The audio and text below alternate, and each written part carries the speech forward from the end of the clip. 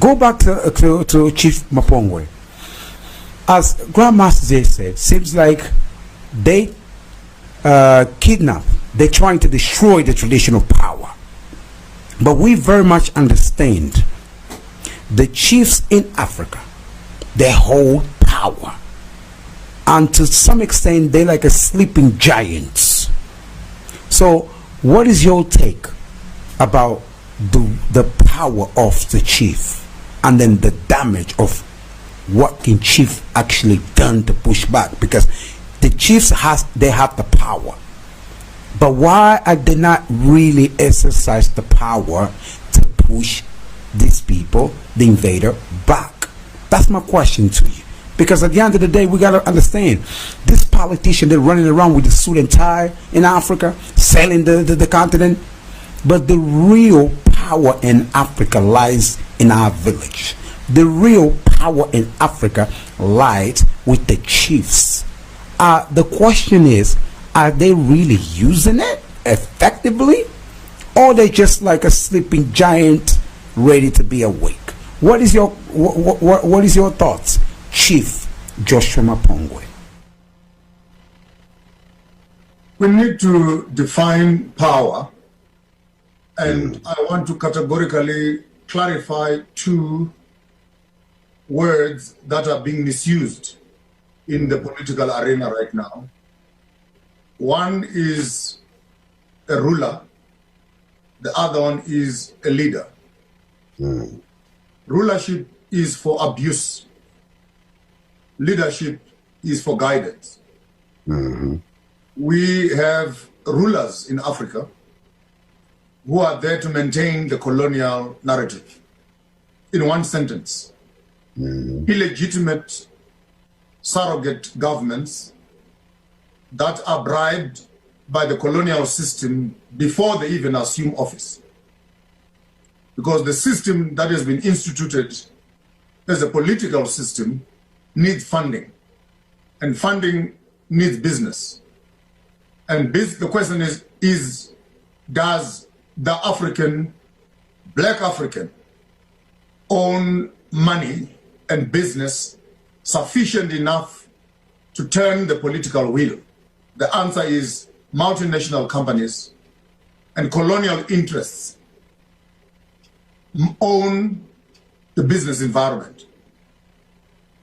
I'll clarify this in 4 stages. Stage 1 is economy, which is business, founded on stolen land, founded on stolen minerals, founded on stolen resources. Political leaders never signed the treaties with the British, the Germans, and the French. They signed the treaties with the kings. Rather, they didn't sign the treaties. They robbed the kings. I'll explain why and how that happened. Having money, therefore, what you do with your money is that you buy the politicians, which is given.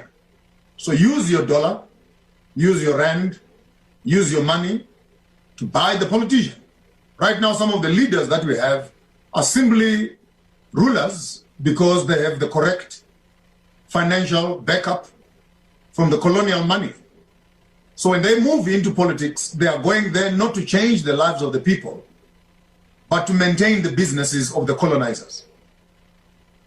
You cannot be busy removing cobwebs in your house, and every night you go to bed sleeping and praying that may the Lord remove the cobwebs. If your brain is working, look for the spider and kill it.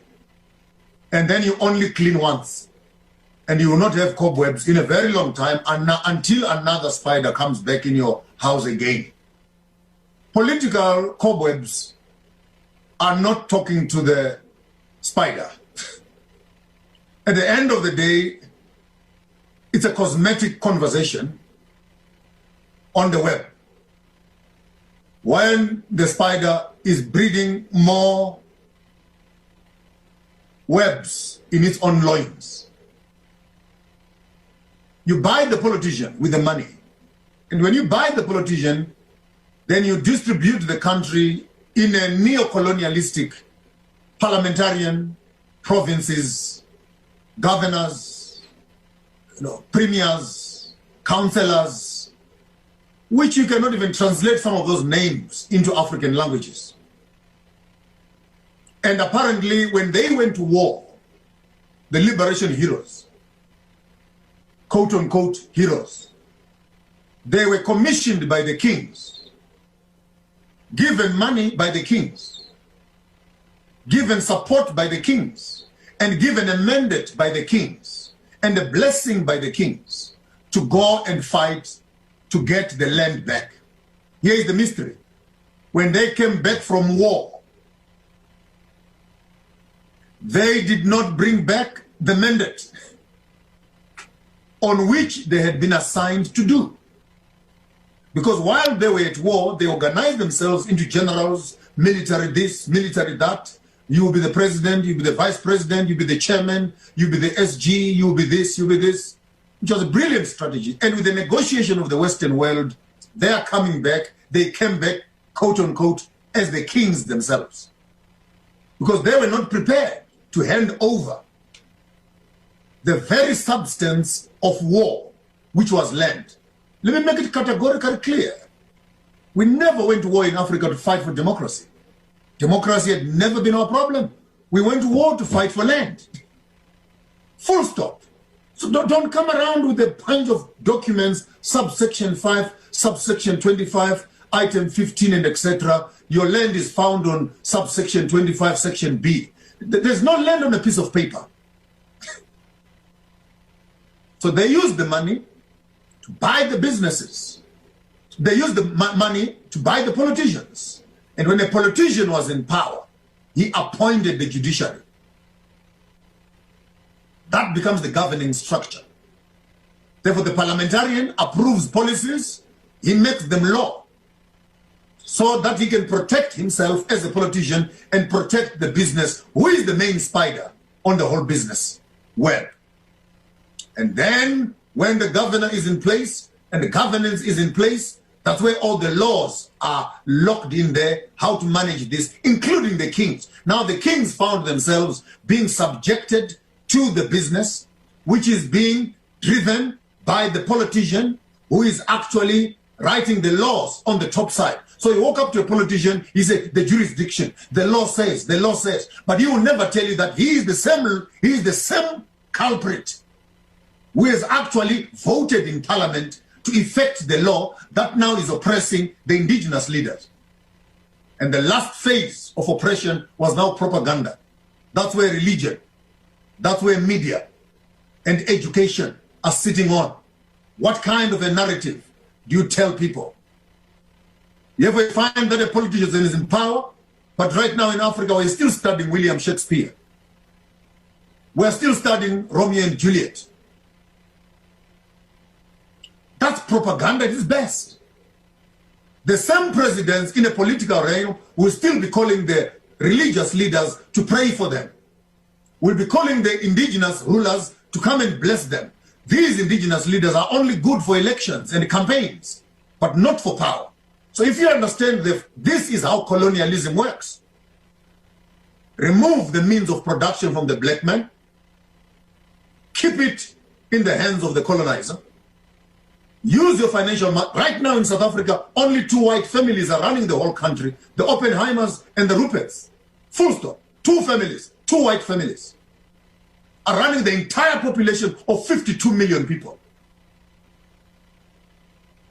Use your money to buy the politicians. I've never seen those 2 white men walk up anywhere to vote for anything, because their money votes for them. Even our present leadership cannot deny it on fact that his businesses and his function is solely based on the relationships that he has with those 2 families. Then with the politician in place, jurisdiction becomes easy. Gather a group of black people. How do you do it? It's easy. Make them shareholders in your company, then they will not tamper with the policies that disenfranchise their businesses. Simple equation. Wow. The chief is going to be back again. Moving to the Supreme Commander. The chief is going to be back again. Maybe the line went down. let me piggyback on what he said until he comes back. Yes, that's actually the question I wanted to ask as well. Okay. The political arena seems like in Africa, the political arena is it's nothing to do with our African ancestry way. Seems like it's a copy of the British monarchy. It's a copy of the French monarchy. Is a copy. So do you be in the political arena in the United States? You being there.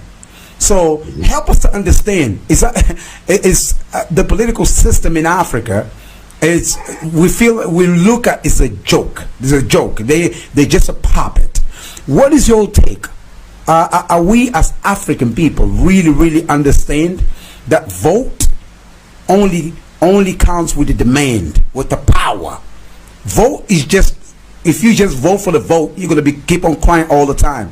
Help us to understand. Are we really understand the politics that they've been playing on us for centuries, Grandmaster Jay?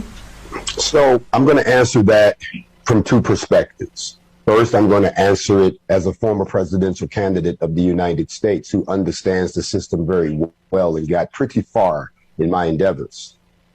For those of you all who don't understand the political system, I will then answer that question as a black man, because there are two different answers. And I'm going to do it in reverse. You see, you have to remember, again, this is history. You have to understand your history.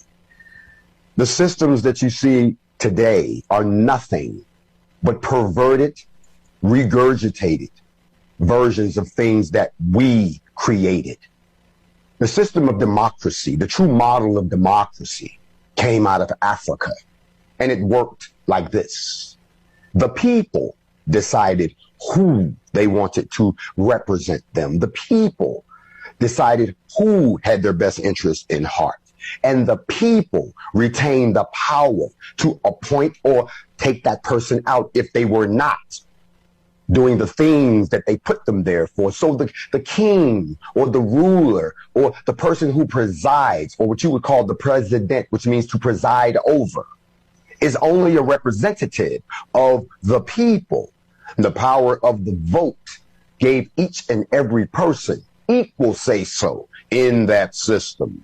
So that when foreigners came into our lands to ask, could they have our resources? Could they have a piece of land? The king or the ruler could not arbitrarily say yes, and the people had no say-so. The king had to go and get the approval from the people. They said it was okay. Now the king spoke for the people and said, yes, you may now come in, because the people were okay with it. That is true democracy. And when they came and they conquered us and they saw this, that is not how they thought, because they're a barbarian people. They are a conquesting people. They're the kind of people where no. They're brutal to their own people. There is no harmony with their own people, so there can be no harmony with anyone else. And the greatest threat is what we call equally dispersed power vested with the people. They took that model and took it back to the Caucasus Mountains, took it back to Rome and Greece, where they were still playing this king of the hill. I dominate you, I enslave you, I brutalize you, and I give you no respect as a common brother or sister. So they give you the illusion of having the power to vote. But remember, in the end, someone else makes the final decision. That is not our model, and it never was. When I ran for the presidency of the United States in 2016, I told everybody there was someone they needed to be on the lookout for. It wasn't Hillary Clinton, and it wasn't any of the other characters that they were parading around that they offer you the ability to utilize your vote. It was a man by the name of Donald Trump, who I could see was much more of a danger, not only to the United States, not only to the world, but to the black man in general and his standing in the world. And nobody listened. Why? because nobody was prepared for a black man to seize power who actually understood that giving the power back to the people, to do the will of the people, to help everybody, not just a select group, would unseat the demography that they had built over the years. And so I learned the hard way. I learned that what they had done was perverted the system, that even though I could be as popular as I wanted to be, I still needed the blessings of a small group that had been created that retained the power. It's called the Electoral College. We don't know these people. We never saw these people. Matter of fact, it's not even a school you can go to. It's a group of white people that you never see who get to say, well, you know what? We like this person, but based on political interest, who's put as much money in my pocket and who's not going to go against the status quo. That's who I'll give my vote for. In other words, if I had $1 billion, I could have bought the presidency, because that's what it all boiled down to. It was not about the will of the people. It was more about the will of the dollar, as the brother said. Their dollars were voting for them. Now, let me be fair. I got into that game because I figured that they let Barack Obama in the door, who did nothing for us specifically. But I understand why he had to walk a fine line. He was a tool that they used. But I also believe that we had reached a place where we could at least begin to have the hard conversations that would move us further down the line to move the black man onto an equal playing field. And little did I know, once I got into that system, just how corrupt it was, just how money driven it was. And now, because of the NFAC movement, I truly believe that they will make sure that I never move into the position again to run for the presidency in this country. Because I too realize ruling this country is a waste of our time. Building our own nation that we can exercise true democratic power should be our goal, because as I said before, until there is a respected black nation, we will never be able to have equal power in this world. Let me explain something to you all very quickly. It's no surprise that in the absence of a healthy black nation, in the midst of all this chaos, these senseless wars, this corrupted religiosity, the violence, and the economic collapse, Africans and Caribbean people, they leave home. They go abroad. You know what happens to them? They end up begging in the streets of Greece, or they end up prostituting in the red light zones of the Netherlands, or they make up 40% of the migrants flocking to Europe. In France, big shout out to the NFAC in France. Their problem is the abuse of those immigrants from Africa who come there, because of the simple fact that we have people who end up in these countries helpless, unwanted, starved, maimed, treated like dogs. Last month in Italy, there was a newly married Nigerian man who was murdered simply for being unwanted.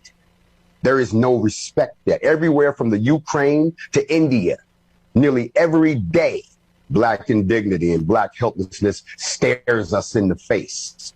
And all we do, those of us who hold the platforms, is scream racism and court the sympathies of others. You know, the Yoruba had a saying that said, "Iniyan bigatero ni amoro para inife." You know what that means? That means the world loves a person who's like a partridge. You see, the partridge is a poor bird that's enfeebled at its creation. It has little ability to hunt. It cannot gather. It can't protect itself, and it can't feed itself.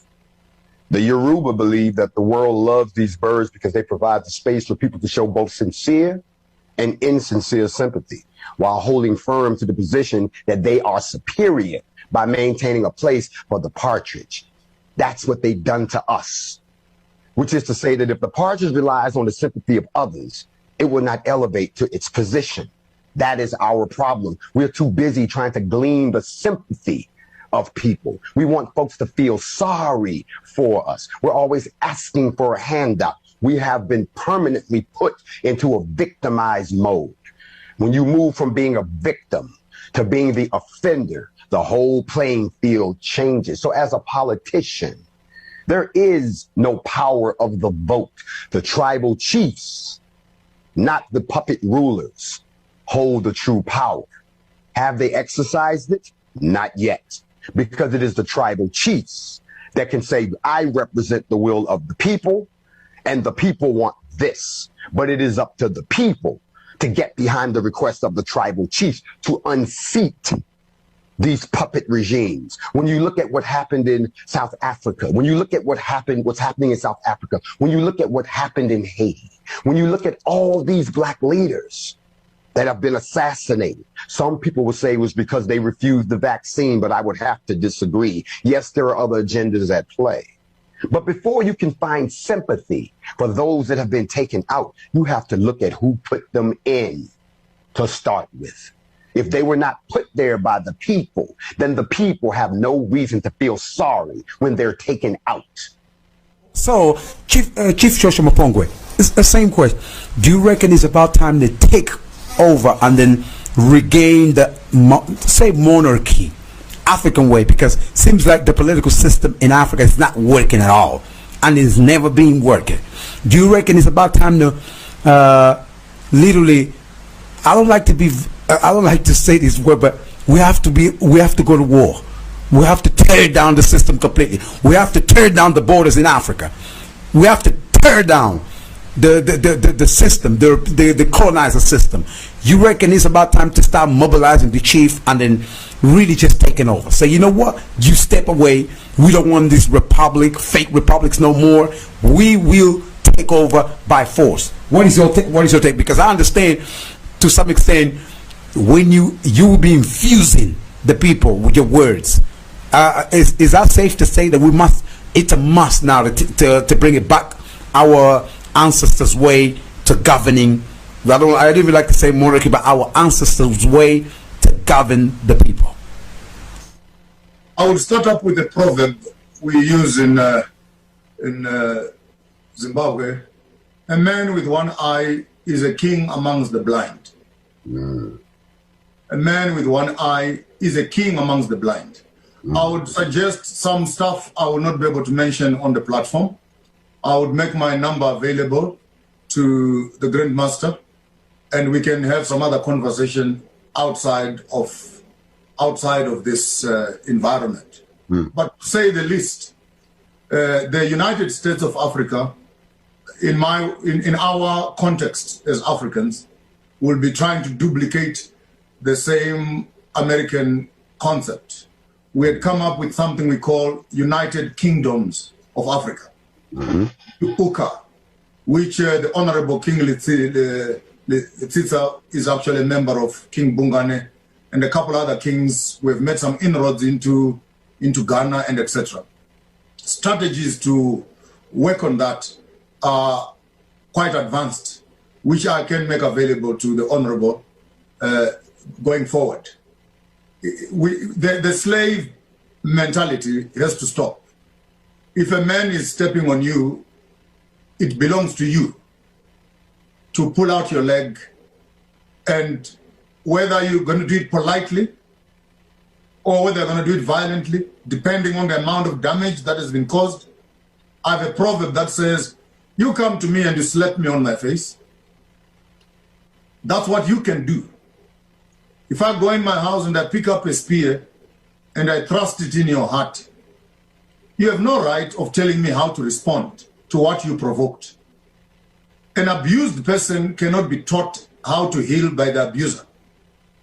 You don't do a rape and then you want to help me to wash myself as the rapist. You have done your act as a colonizer. Step back. Let me find people that love me. Let me recover myself. Let me regain my dignity. But in your presence, I cannot recover quickly, because that becomes a constant source of pain and a reminder. Unfortunately, African politics, until we understand the psychological damage, the economic damage, the colonial damage, the academic damage, the cultural damage, the spiritual damage, I can go on and on to mention the vandalism that has happened on the African mind, to such an extent that our weakest link right now are the educated amongst us, who have now become custodians, gatekeepers, doorkeepers of the system. That's right. So immediately you start talking our language, like we are talking right here. We are in the same spirit. Immediately you start talking like this, they feel threatened. Ask me why. They are the CEOs. They are the CFOs. They are shareholders.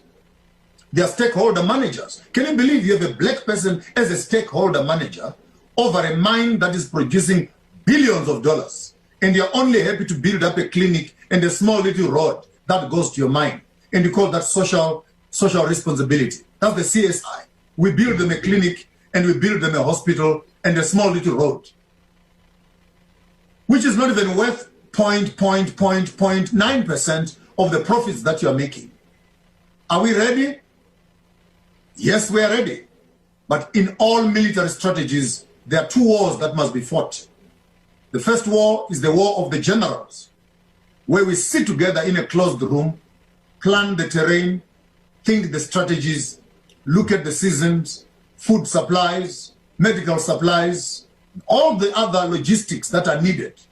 If you should take an army right now without doing that research, without doing that thinking, you are bound to lead a group of people into a funeral. We needed generals, we needed chiefs and kings to come together, put our heads together, not necessarily to kill the white system, because our people are addicted to it. We needed to create a parallel system, efficient enough, and slowly but surely through education and information, we can begin to move our people towards themselves. As we say again in my culture, the dog that you feed will always be stronger than the dog that you are starving. So in one sentence, we must start starving the European dog and start feeding the African dog. And I want to throw this openly, and I can stand for it. King Litsia, the one on Ulitsitsa, on the station right here, he's got land, vast, huge pieces of land. And I would challenge you and ask you, pack your bags, my brother. I'm not mixing my words. They'll kill you. They'll incarcerate you. They'll drag you. You'll be a vegetable. You will rot behind bars in an orange uniform. Pack your bags. Come back home. Let's put our heads together. We cannot think that these platforms, which are managed by them, and twice I've already been kicked out of this station. And I have enough data for the whole world, but I just found myself snapped out of the chat twice already. It will not work. We can just work here to conscientize each other. But for us, the basis of our success starts with education. Educating the African child. And the closer we are, we unite our minds together, walk around a few kings around the continent of Africa, sell the idea, mobilize our people to such an extent that we can begin to make the impact on the colonial system. Immediately when we can have one centralized African stock exchange through which our minerals, our gold, our platinum and diamonds are being sold on the international market. If we squeeze that bottleneck of European bureaucracy, we don't even need them to bring back the money they stole. There is enough on the ground to what they have not tampered with. The change is sure. Success is guaranteed. In unity, we can make that impact. Kings on the continent are ready. South Africa, for example, 27 years later, they've discovered he's here. If you had an opportunity of giving him even 2 minutes to breathe for himself, he will tell you. He wrote a letter, which I can share with you right now, to the South African government, telling the president to step down, for democracy has failed altogether.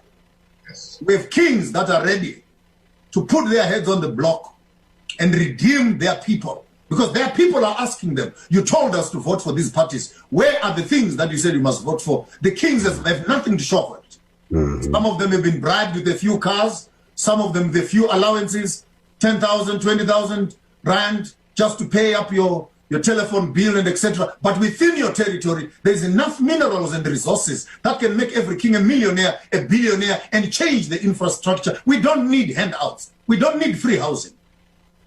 We don't need offerings. We are not beggars on the sidelines of Market Square, waiting for small little tinkering coins that are coming from those that have bought themselves lunch. Are we ready? Yes, the continent is ready. Leadership is our issue. And I would want to share a strategy with you, which is a common strategy. If you are in America, the 200-300 men standing, every one of them must walk up to the bank and get a loan, have a budget, identify a mine in Africa, invest your money in one mine, create the millions that you need, begin to make an impact in the economy. We will upset the politics. We will change the judiciary, and we will affect the propaganda on the top line. But we need a strategy, and that strategy needs a solid financial backing. So while you still have financial latitude with the dragon system of Babylon, before Babylon closes you down, go to the banks, all of you, create loans with the profit from the mines, from agriculture, from infrastructure development, from the plantations, we will be able to work together. The king on the table right now can give you vast pieces of land. You would not know what to do with them. You want to build housing and rent those houses, it's all up to you. There's a big dam there. You want to start up a hydraulic program for electricity. We're always in blackouts in South Africa here. The game is yours. You want to start up game farming, it's yours. You want to do animal husbandry, it's yours. You want to do horticulture and agriculture, it's yours. But the financial muscle right now that sits with the corrupt politician will not filter its way to empower the masses. What we need right now are intelligent men. You, particularly in America, you are scientists, you are agriculturalists, military personnel, you are doctors, secretaries, you are accountants. We don't need your money per se. We need your brains. We need your brains because you now understand the system. You need to come here and create a system that can stand parallel to the colonial system. I thank you. Wow. So moving to the Supreme Commander of NFAC, Grandmaster Jay. We got about 30 minutes. Yeah, 30 minutes. I think we compile. So I respectfully just asking quick answers because we still got about 2 topics to ask the questions, and then we're definitely going to hear just 2 words of the chief that is in the room as well, and then also shout out to all the chiefs, because we send a message to the chiefs and then they really locked in on this one, because believe me, there's really a real chiefs in Africa. They don't put up with this colonial bullshit. No. There's chief. Are you doubt about it? Look at me. I just came back from the continent, right? Look at this chief here next to me. This one here. He's shaking the Angolan government over there. Shaking the Angolan government totally. He's like, you see him here, he's like a man. I don't like to say the European word is like a gangster. He's shaking everybody over there to the point that the government is paralyzing when they see him coming. So you see, for those brothers who on the media platform visually, you see what I'm talking about. But yes, moving to in the United States, let's talking about military strategy, because you understand the military side, you understand the tactic, you've been on the ground. Do you reckon our people are ready military for war? Because at the end of the day, brothers, respectfully, let's just be fair. We have to be more revolutionary. We have to do any means necessary. So, Grandmaster Jay, you reckon our people are ready for war? Answer that question, and this is a dialogue. That is why I came. I want to complete the thought of Makanga, and I want to answer that. This is a dialogue. I'm not coming here just to talk. I came to hear what I came to hear, but I want to have a dialogue with my brother in the motherland. I also want to acknowledge King Letisiya Manaki here and all the other rulers that are sitting here with me. It is not taken lightly on me. Let me respond in kind to what my brother has offered and what he has said, because he hits on a very important point, which goes right to your question, Alpha. It is not a matter of whether or not we are ready militarily. There's something else that we have to address first, and that's this. The black elites, and I'm speaking directly to those in the United States, should allow for self-criticism and soul-searching. And here's why.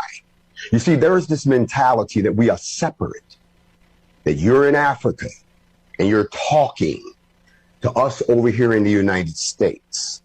And we're always placed into this context of being two separate groups, and we must find some way to work together. Again, I keep saying, you must know your history. Let me elaborate. You see, a lot of people don't realize that in order for the restoration of the Pan-Africanist movement, we have to have an eye toward sustainable Black nations, not projects that then fail and then we come back again and again and again. Let me enlighten everybody. We have to come to realize that to a great extent, the fate of the Black man in America is inextricably linked to the brothers in Africa. Let me show you what I'm talking about. You know, although largely unacknowledged in the American political conversation, Jim Crow, that a lot of folks know about in America, ended in part because of the African independent movement. It was Jaha Nwakujin in the 1960s, was the Nigerian foreign minister and an avowed Pan-Africanist who was close friends with American President Dwight Eisenhower and Lyndon Johnson. He once recalled how American officials were embarrassed when African ministers attended an official event at the New York's UN headquarters, and they were treated with honor as representatives of a sovereign country. And they were ashamed, for instance, when they saw that American Blacks could not use the same bathroom as the Africans who were just as Black. The American Blacks were further empowered when African nations started becoming independent. Black governed nations started popping up. You have Ghana in 1957, and that was followed shortly afterwards by other African nations. What I'm saying to you all is this: if we, Black people everywhere, cannot gather our resources within our powers to exert real change and restore our dignity as one family, connected, then we will continue to be seen as weak. And there's no way that we can prepare a military response or anything else as long as we consider ourselves separate. Black Americans will never, Black lives will never matter as long as you think it's just American. African lives will never matter as long as you look at them as being foreigners. We are inextricably connected. When the NFAC put boots on the ground and the world saw it, it wasn't because people were spectating saying, oh my God, look at what's happening over in America. They took it as a wake-up call that they could do the same thing where they were, and that wherever we were, they were, and wherever they were, we were. And that united power scared the hell out of the Western civilization. Militarily, we're already prepared. It has to be a mental preparing. You see, they colonized Africa. They stole the people. They stole the resources. They stole the religion. They stole the culture. And then if that wasn't bad enough, they stole our minds. And we're always talking about trying to get everything back but our minds. And once we become a united mindset with the intent of our own Black nation building, until we get on that course, every other question is irrelevant. This brother has already said it, that the rulers are ready to get on one accord.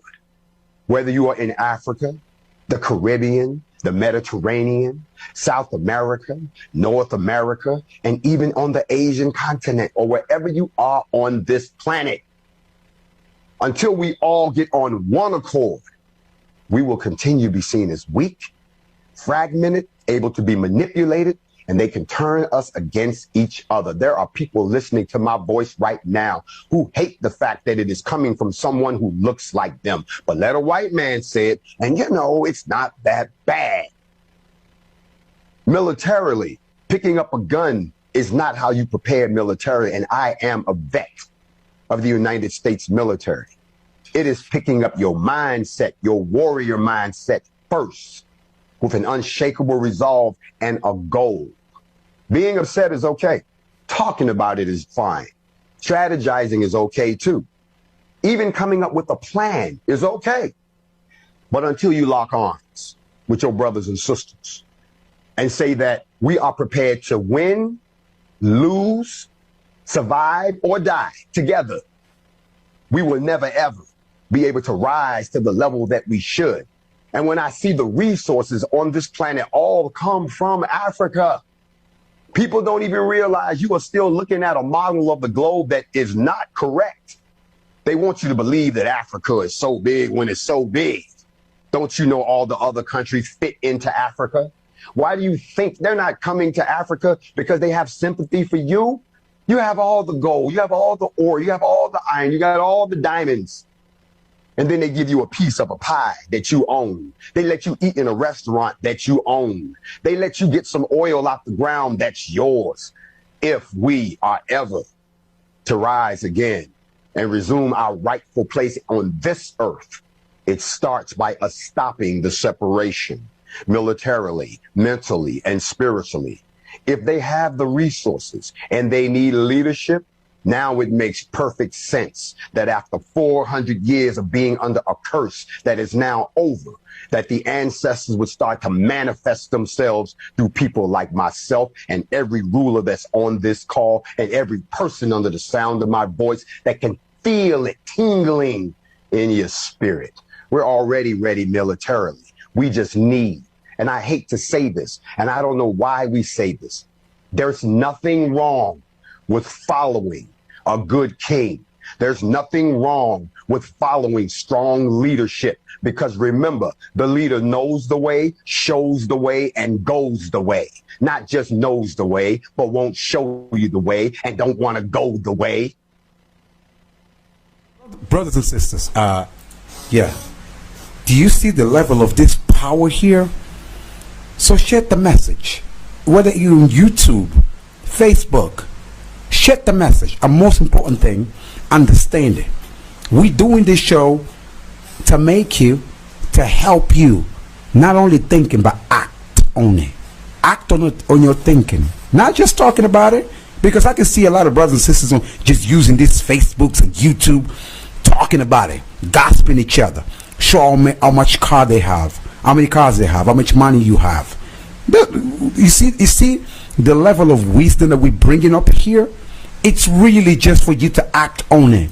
Stop believing in what they're telling you about.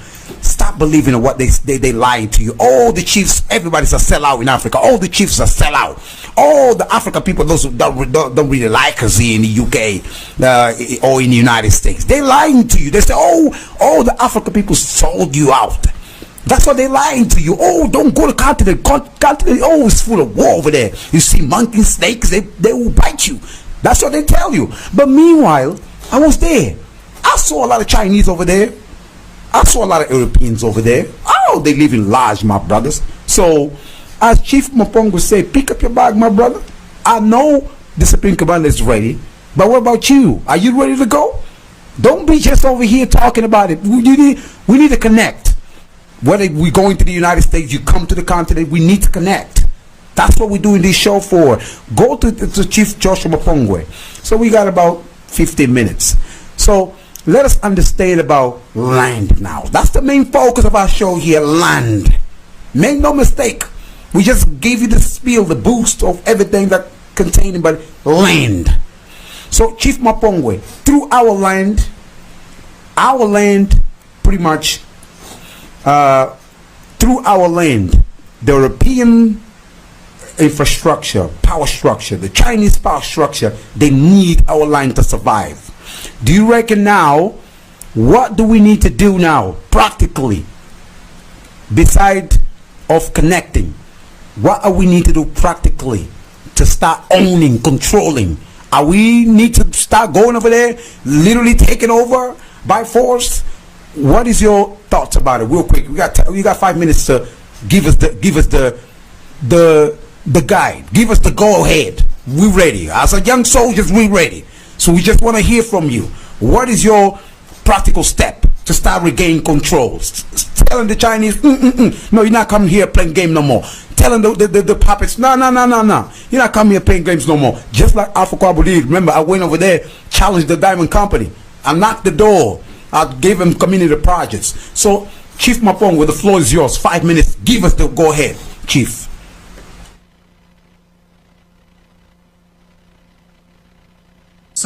self-determination is the point of departure.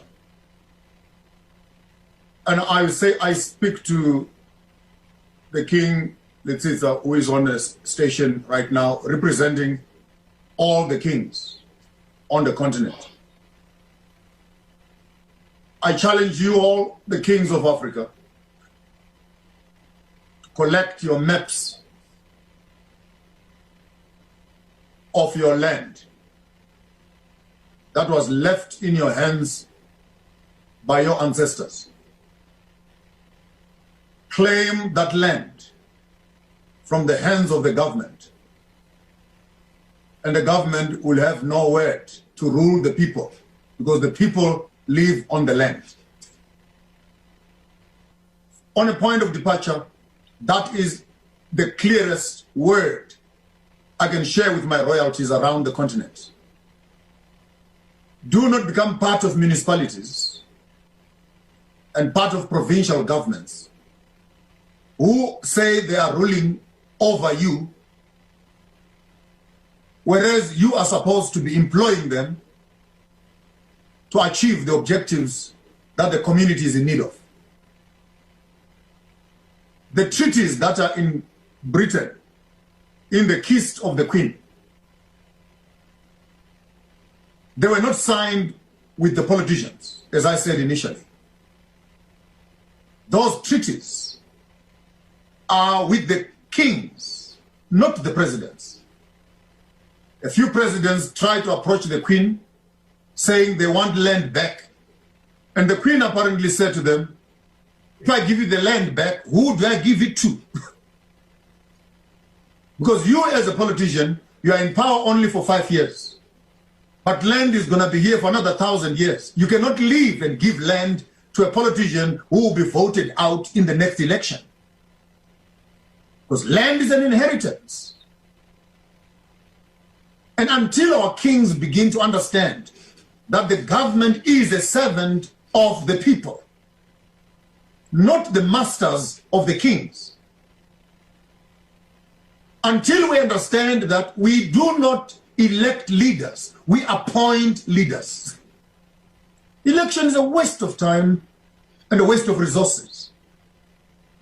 Ultimately, to achieve this objective under the UCA, one of the strategies we have is an advanced conversation with every king to understand his jurisdiction, the population that he has on himself, and then claim that directly from the government. And if 10 kings, for example, in South Africa, each one of them can say, the land is mine. The other one says, the land is mine. The other one says, the land is mine. And the people that are on it.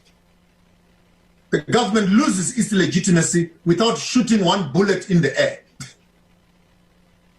What we want to preserve also, and we are very much aware of, is that when we go the barrel direction quickly or too quickly, many of the casualties are our people. And any king who burns the city will rule over ashes. I thank you. Wow. So, Supreme Commander, same question. Supreme Commander of NFAC, Grandmaster J. So, give us the go-ahead in 5 minutes before we give you also the floor. We still got more minutes to go. Because we understand, we've seen so many scholars.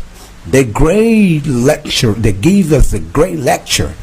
They paint the picture of, yes, we need to do this. Yes, we need to do this. All over the world, in the continent, United States, UK, they talk beautifully about African unity. But when it comes times to practice, they run away. When the heats come on, they run away. And they go into their side. We understand, we see some leaders. So then when we see leaders like the Supreme Commander, they still get attacked. They're jealous. Oh, no. This is sellout. He's a FBI agent. When they see kings like Jesse Mapongo, oh, he's too revolutionary. Oh, he want war. He want to kill everybody. Oh, he want to bring the Shaka Zulu back. They're afraid. Some of our people.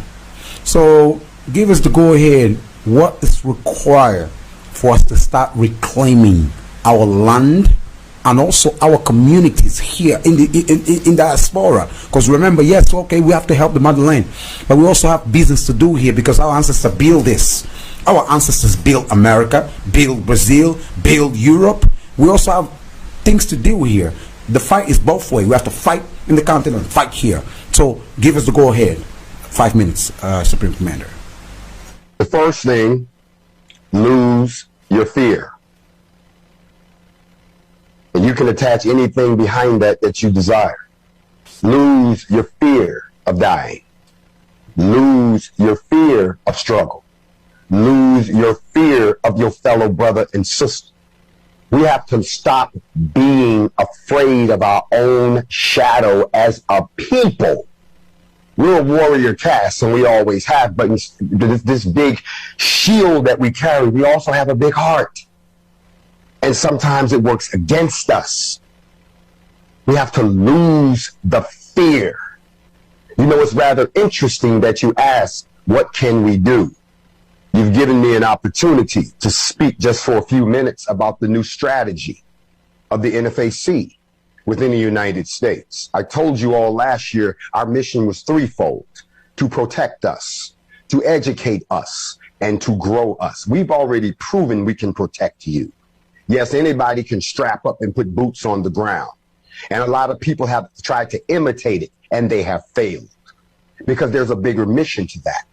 When you start thinking about what we're about to do here in the United States, because people think, well, where did they go? They didn't go anywhere.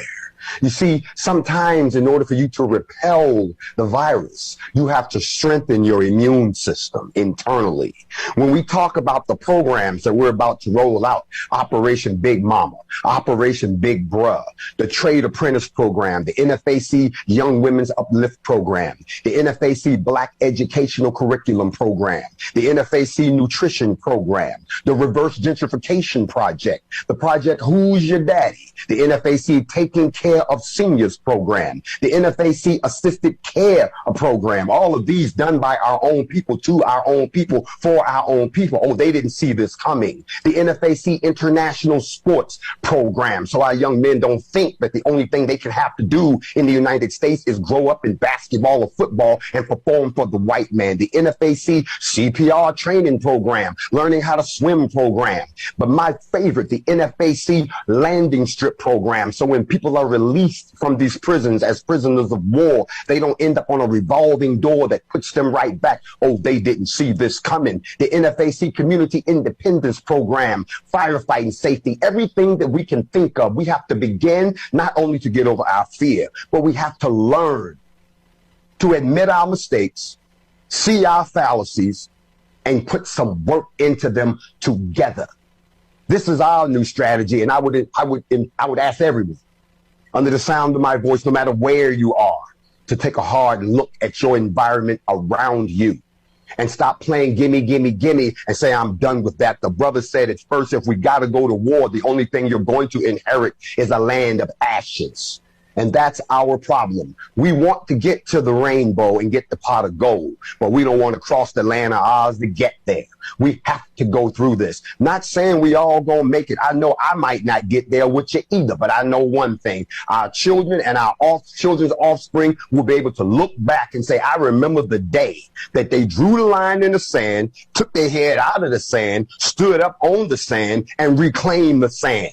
And now we've built what we have now, and any other race that wants to cohabitate with us in peace must understand that if you can't allow us to get there peacefully, then you do nothing but invite war. That's how it's been through history, and it's not going to change just because we've got some technological toys. I would submit to all of the kings and the rulers on the continent of Africa. I'm not talking about the puppets and the prime ministers who have the white people in their pockets paying them to keep you in the position that you are.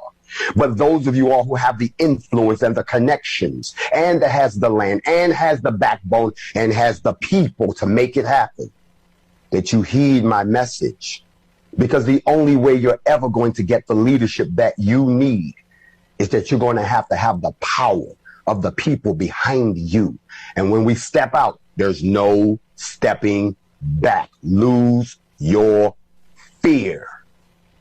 Brothers and sisters, kings and queens, soldiers and rebels. That's what it's about. But again, remember what we're talking about here, right? Don't tell the BBC yet. Don't tell the MI5. Don't tell the FBI yet. So tell them when we finish our show, because at times they like to sabotage. We understand that already. But remember, we started with you. We know your tricks already. We know clear. So we know at times you're trying to shut us down. We know that. But let us just having a conversation peacefully. We're not harming nobody. We're just having the conversation of ourselves. That's why we're having the chiefs up here protecting this conversation. We're having the ancestors protecting this conversation. If you're trying to step in over here, we're having so many platforms that sharing the message. Brothers, Jamaica sharing them. That's why we're doing this show globally. We're not playing no game. We're not even doing this on YouTube, all this, because I know you own this platform. For you, Mike Zuckerberg, and all of you out there, you better watch yourself out. Let us have in the peaceful conversation without chiefs, without elders. Don't be out here trying to play game with us. Otherwise, you might go see somebody pull up in California where caller is. So relax yourself. Let us have in the conversation. That's all. We're not earning nobody here. We're just having a peaceful conversation. That's all. That's all I'm asking you for. Then after, you can then do whatever you want. But the message already gone. That's why we're streaming audio and visually. We're giving to you live everywhere. United States, Africa, Europe, Brazil. We give it to you everywhere, because we understand media is an effective tool when you know how to use it. So, just we give you 2 minutes of the chief. Just 2 minutes for him to introduce himself, because he also got a land. But stop preparing yourself. If you want to go to Africa, give us a name. So the chiefs and the supreme commander will get you leave details that you have to pen down. Because remember, this is not just a simple conversation we're having here. It's to make you think and act on it. So, Chief King Laseta, so please, I just want you to give us some words of encouragement. Just 2 minutes. We want to hear from you. 2 minutes, introduce yourself and just give us 2 minutes of your words that we want to hear. The floor is yours, Chief. Kuti Naral Sidi Ayeti. My name is King Litita, the third of Bahuluke Nation in the Free State. So, Joshua the third, Mapongo, I think he say many things, and they cover many things. The things that I can say, I'm happy to be here. I hear you the conversation, and brother this side also is talking about the strong words. We need the people like this. So they are very, very important to me. It's easy to finish the politician, because it's us, we create the politic. In 1868, us here in the Free State, we bought the land with 9,450 cows. They stole the land to us, and then they sell the land to us. And then in 1903, after we give him back our land, we bought the land from 1868. And then in 1903, here in Harrismith, is not Harrismith here, is the Tabanchu. But Harrismith, he came here and he find Morena Litlaza. He said to Morena Litlaza, this town from now is not Tabanchu anymore, it's Harrismith. And then Harrismith, it's his name. And then after that, he told Morena Litlaza, you are not a king anymore. You are ordinary person. And then after that, it's a long story, but I'll cut short because I don't have enough time. After that, when he took our land, and then we went to England. Yes, we got 1 minute, Chief. Yes. To complain to the Queen, and then the Queen, when we get there, we take a ferry here. In 1906, we paid £2,000. We were 5 delegation. Then when we get England, 1907, Queen play politics. When we complain to her about these people, they are stealing our land. Then when we came back there from 1907, we get here 1908. Then now we discuss what we can do now, because the Queen play politics when we want our land and our dignity. So, Chief, no, we can, Chief, to get our land back and our dignity, we must open the politics. And then we started to open the politics from 1910, and then we launched 1912. And the president of Native Congress was the secretary of Bahuluk, was Josiah Kumete. So we took Josiah Kumete, we make him a president. And then from 1912 until 1919, we prepared the constitution. And we prepared the constitution, and then we launched the constitution in 1919. I have that constitution. Okay. Chief, what I want you to do, I want you to send a 30-second message to the entire family worldwide, Chief.